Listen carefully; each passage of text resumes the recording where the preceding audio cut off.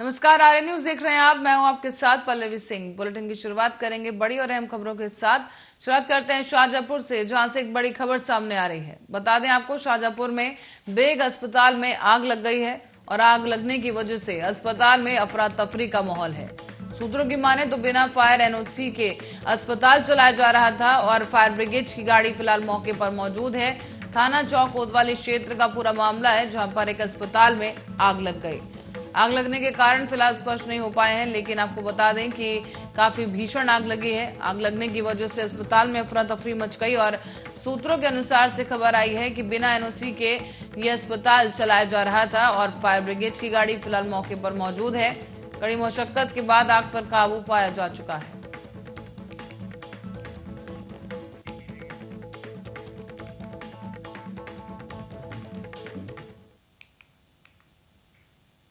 खबर शाहजहांपुर से है, जहां डबल डेकर बस अनियंत्रित होकर पुलिया से नीचे गिर गई।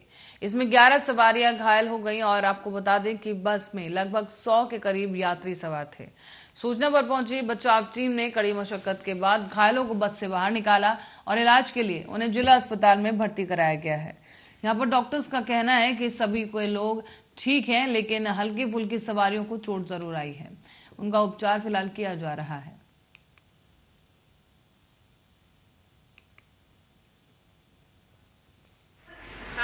से ये अपना जो बस आगे निकालने चक्कर में ओवरटेक हुआ। मिट्टी का ढेर लगा हुआ था, वो भी एक होता नहीं, कई दो चार ढेर लगे थे। इसमें जाके बस जाके टकरा गया मिट्टी के ढेर में। हैंडल काबू में नहीं आया। पहले को इस तरह बाएं तरफ किसकी गलती से हुआ ये? ड्राइवर कुछ किए हुआ था क्या? गलती से अगर मानी जाए तो ड्राइवर की गलती से। ड्राइवर का नशे वशे में था क्या? अब बाकी लोग तो कह रहे हैं कि ड्राइवर वहाँ पर दारू वारू किया था। हमने तो नहीं देखा था। कितने लोग घायल हुए? अब घायल तो हुए हैं, बाकी लोग जैसे कि घायल हैं। या देखो 1 2 3 4 5 6 8 9 एक एम्बुलेंस है। आर्यनगर से आ रहे थे, लुधियाना को जा रहे थे। गोंडा जिला है मेरा, कौड़िया थाना। किस चीज से आ रहे थे? बस से आ रहे थे। कौन सी बस थी? वो डबल तल्ले की बस थी। प्राइवेट वाली? हाँ, प्राइवेट वाली। कितने रुपए पे आ रहे थे वहाँ से? हाँ जी, 1100। कितने रुपए पे आ रहे थे? 1100 रुपये जा रहे थे। टिकट टिकट सारे कर लिए थे। अच्छा, वो डग्गा मार वाली जो चलती है? हाँ जी, वही बस। तो आप बैठे कहाँ से थे? हम आर्यनगर कुकुर बता से बैठे थे। आर्यनगर से जिला और जाना था लुधियाना। नहीं, आर्य नगर का जिला कौन सा है? जिला गोंडा है। गोंडा से बैठे थे, लुधियाना जा रहे थे। कितने लोग थे? उसमें 99 लोग थे। हमारे पास बस को बैठने के संबंधित सूचना आई थी, जिसमें कुछ पेशेंट यहाँ पर आए हुए हैं जो कि जिनका भर्ती करके इलाज किया जा रहा है और सभी के साधारण तरह की चोटें हैं। किसी तरह की कोई गंभीर चोट नहीं है। लगभग कितने लोग हैं? लगभग 8 लोग हैं। हमारे पास बस को बैठने के संबंधित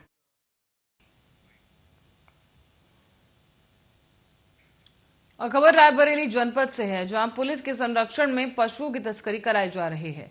आखिर ये सारा खेल सिस्टम का है और आपको बता दें कि कई सालों से प्रतिदिन रायबरेली जनपद में गुरबख्शगंज चौराहे से पशुओं के एक बड़ा गिरोह पशुओं को खरीद कर उनके काटने के लिए भेजा जाता है। बताया जा रहा है कि इन दिनों से जानकारियां मिल रही हैं और जानकारियों के मुताबिक जब गाड़ी को रुकवाया तो उसमें सैकड़ों की संख्या में घायल पशु लदे हुए पाए गए।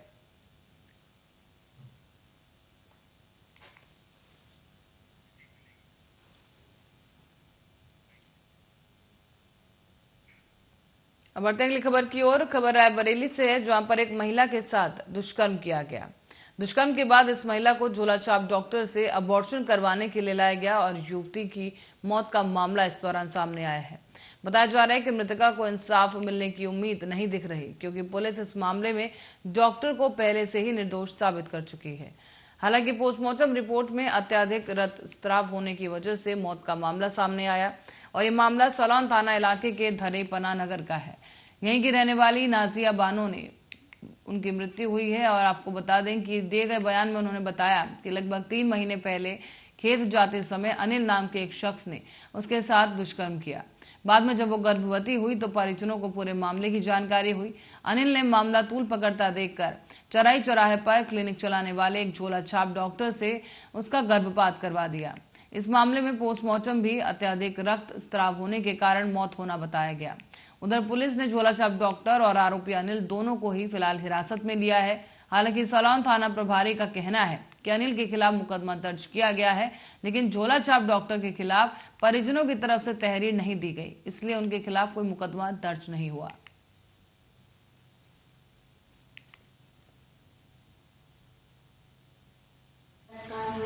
किसने किया? अनिल ने। कहाँ रहता है ये अनिल? कनान नगर। थाना उसका कौन सा लगता है? सलवन। कहाँ गलत काम हुआ है? हमने गए थे खेत में, हमारा ऐसा काम गलत काम किया हमारे साथ। मुझे डरवा रहा, मुझे धमका रहा, मुझे मारे। फिर उसके बाद हम खूब गिड़गिड़ाने, खूब चिल्लाने। हमने कहा कि हमारे शादी लगी है, मुझे छोड़ दे। नहीं, हमने घर में बता दे गए तो बोले हमको बोले कि मैं मार डालेंगे, काट डालेंगे तुमको। फिर मेरे साथ किया है तो बंगाली के हुआ गए थे हमारे साथ, हमको लेके हमारा बच्चा गिरवा दिया। क्या हुआ? अनिल जो है उसके साथ खेत गई है तो उसको पकड़ लिया। लगभग कितने दिन की घटना है? घटना 3 महीने की, 3.5 महीने की। तो क्या हुआ? पकड़ के गलत काम किया। उसने छटपटाई रोई मेरी शादी लगी है, छोड़ दो, ये मेरी शादी नहीं हो जाएगी। और वो छोड़ा नहीं, गलत काम करके छोड़ा। अब बोली कि हम अपने अम्मा से अब्बू से बता देगा, तो बोले तुमको मार डालेंगे धमकी दिया, इसीलिए वो नहीं बताया। फिर लड़का का उसकी शादी हो गई। शादी के बाद फिर क्या हुआ कि ले गया हुआ, वहाँ से आ गई। क्या हुआ? अनिल जो है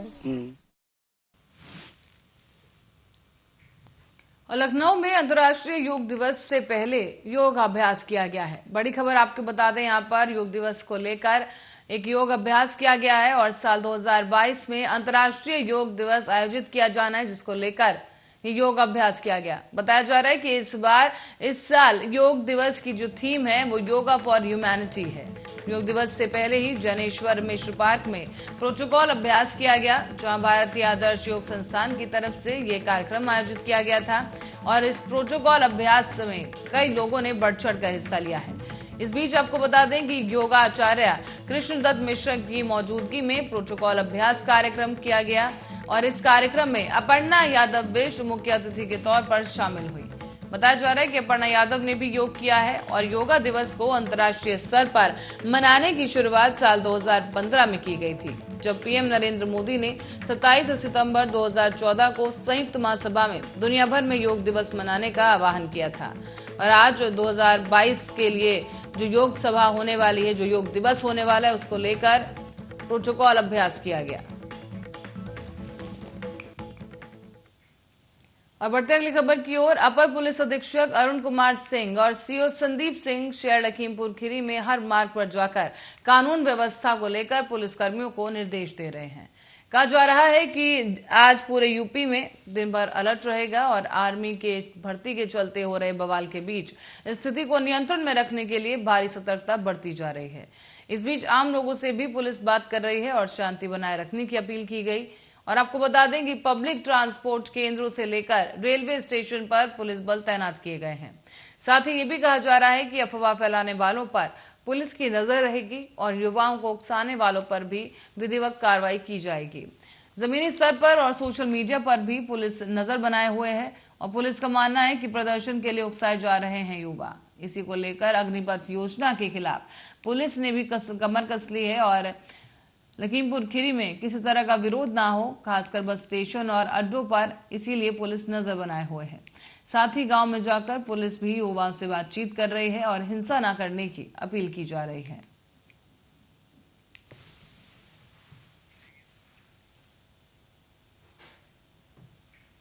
खबर अब एटा से है, जहां अवैध शराब बनाए जाने की सूचना पर एसडीएम ने पुलिस बल के साथ गांव टपुआ पहुंचकर 25 लीटर अवैध देसी शराब को पकड़ा है। 200 लीटर देसी शराब बनाने वाला लहन और एक देसी शराब बनाने की भट्टी और शराब बनाने के उपकरण भी इस दौरान बरामद किए गए। इसके बाद पुलिस ने काफी मात्रा में लहन को मौके पर ही नष्ट करवा दिया है।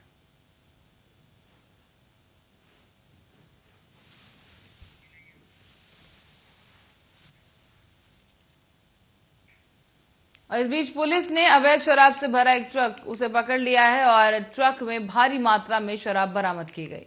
दरअसल तस्करी के लिए शराब ले जाई जा रही थी और लगभग 120 पेटी पकड़ी गई हैं और ट्रक चालक मौके से फरार होने में कामयाब रहा। लेकिन आपको बता दें कि पुलिस ने ट्रक को कब्जे में लेकर आगे की कार्रवाई शुरू कर दी है।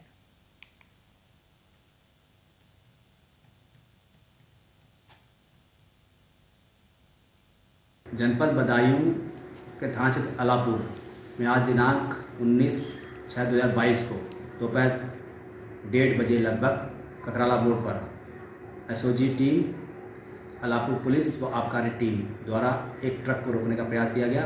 इसमें ट्रक ड्राइवर द्वारा ट्रक छोड़कर भाग गया और ट्रक को चेक किया गया तो उस पर 87 पेटी अंग्रेजी शराब बरामद हुई, जिसकी कीमत लगभग 4.5 लाख बताई जा रही है।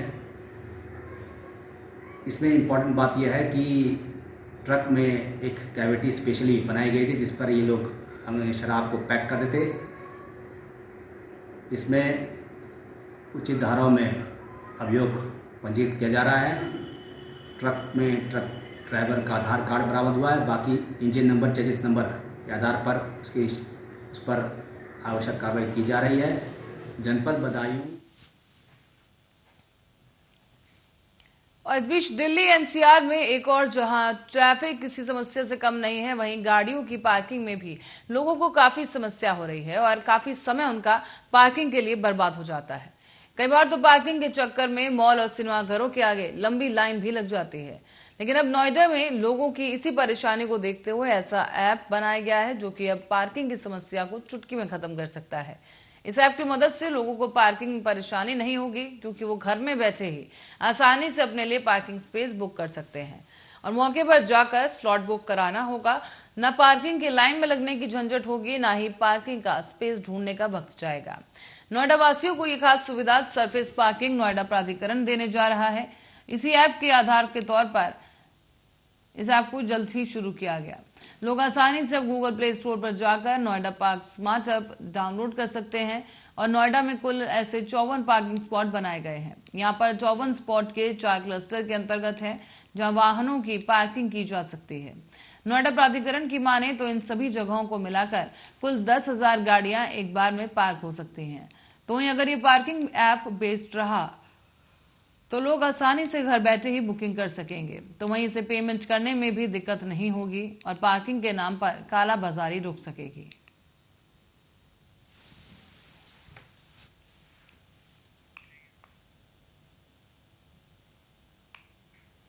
और अब खबर आगरा से है, जहां एम्बुलेंस में आग लगने की घटना सामने आई है। दरअसल ताजनगरी आगरा की थाना इतामत दौलत अंतर्गत आगरा दिल्ली हाईवे NH2 पर रामबाग पुलिस चौकी के सामने 102 एम्बुलेंस में अचानक आग लग गई। मौके पर मौजूद PRV सिपाही ने गाड़ी का दरवाजा खोलकर चालक और दोनों कर्मचारियों को बाहर निकाला और चौकी में लगे नल के पाइप से आग बुझाई गई। आपको ये भी बता दें कि नेशनल एम्बुलेंस सर्विस 102 की एम्बुलेंस आगरा के खदौली थाना के नंदलालपुर में स्थित एक एम्बुलेंस वर्कशॉप से लेडी लॉयल अस्पताल के लिए जा रही थी। इस दौरान ही उसमें चालक और 2 कर्मचारी बैठे थे। रामबाग पुलिस ने पहुंचकर मदद की है और आपको बताते चलें कि पुलिस चौकी के पास अचानक से ही कार के इंजन में शॉर्ट सर्किट हुआ, जिसकी वजह से गाड़ी में आग लगने लग गई। आप देख सकते हैं कि एम्बुलेंस से काफी धुआं निकल रहा है और काफी ज्यादा भीषण आग लगी है, लेकिन पुलिस ने सतर्कता दिखाते हुए थाने में लगे पाइप से आग को बुझाया है और आग जो एम्बुलेंस है उसके अंदर जो ड्राइवर और कर्मचारी बैठे थे उन्हें भी समय रहते बचा लिया गया।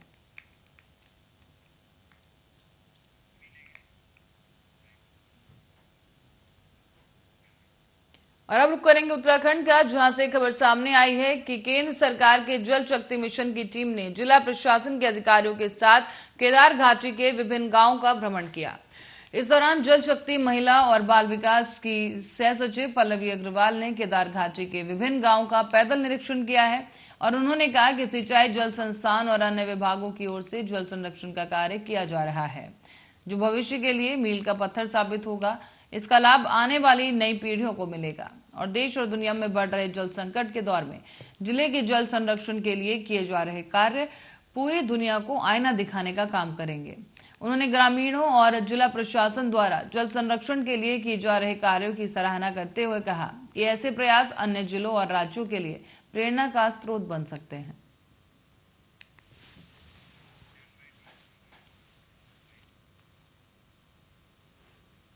और अब खबर जम्मू कश्मीर से है, जहां जम्मू कश्मीर के कुलगांव के डीएचपोरा इलाके में आतंकवादियों के साथ सुरक्षा बलों की मुठभेड़ हो गई। बताया जा रहा है कि जम्मू कश्मीर पुलिस और सेना संयुक्त रूप से ऑपरेशन चला रही है और इसी के पहले कुपवाड़ा पुलिस ने लोलाब इलाके में सेना के साथ एक संयुक्त आतंकवाद विरोधी अभियान शुरू किया।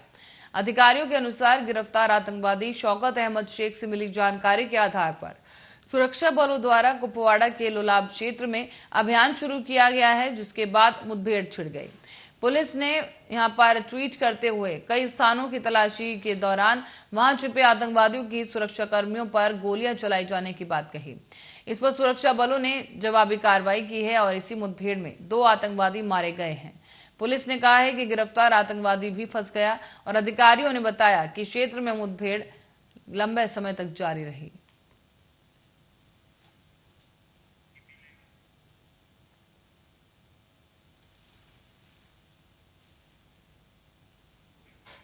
और चारधाम यात्रा में अभी तक 21,93,272 तीर्थयात्री चारधाम के दर्शन कर चुके हैं और बारिश के बावजूद तीर्थयात्री यहां पहुंच रहे हैं। और बद्रीनाथ मंदिर समिति के मीडिया प्रभारी डॉक्टर हरीश गौड़ ने बताया है कि बद्रीनाथ धाम में कपाट खुलने के बाद से लेकर अब तक 7,69,595 तीर्थयात्री धाम पहुंच चुके हैं।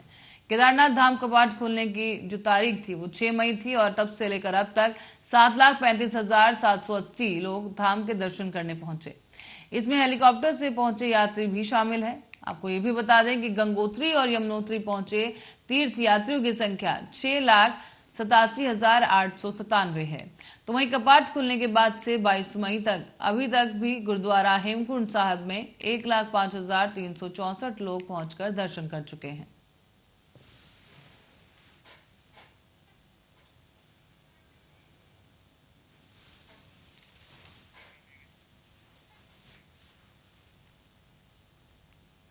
इस बीच यूपी के आजमगढ़ में लोकसभा उपचुनाव के लिए सियासी सरगर्मी अपने चरम पर है।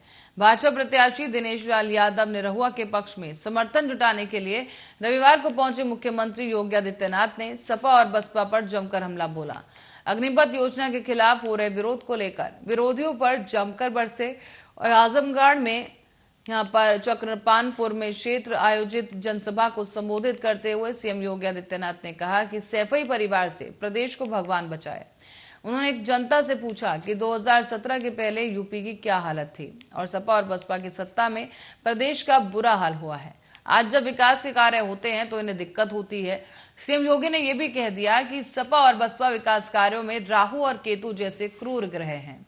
ये कभी नहीं चाहते कि उत्तर प्रदेश का विकास हो। जब इनके हाथ में सत्ता थी तो इन्होंने सिर्फ खुद का विकास किया है। इनसे जनता जितना दूर रहेगी उतना विकास हो सकेगा। आगे मुख्यमंत्री ने कहा कि आजमगढ़ को आतंकवाद का गढ़ नहीं बनने दिया जाएगा। आज आजमगढ़ में अपराध पर नियंत्रण है। कहा कि माँ बेटियों और बहनों की इज्जत के साथ खिलवाड़ नहीं होने देंगे। जिन्होंने भी कानून अपने हाथ में लिया है उसके खिलाफ प्रशासन सख्त से सख्त कार्रवाई कर रहा है।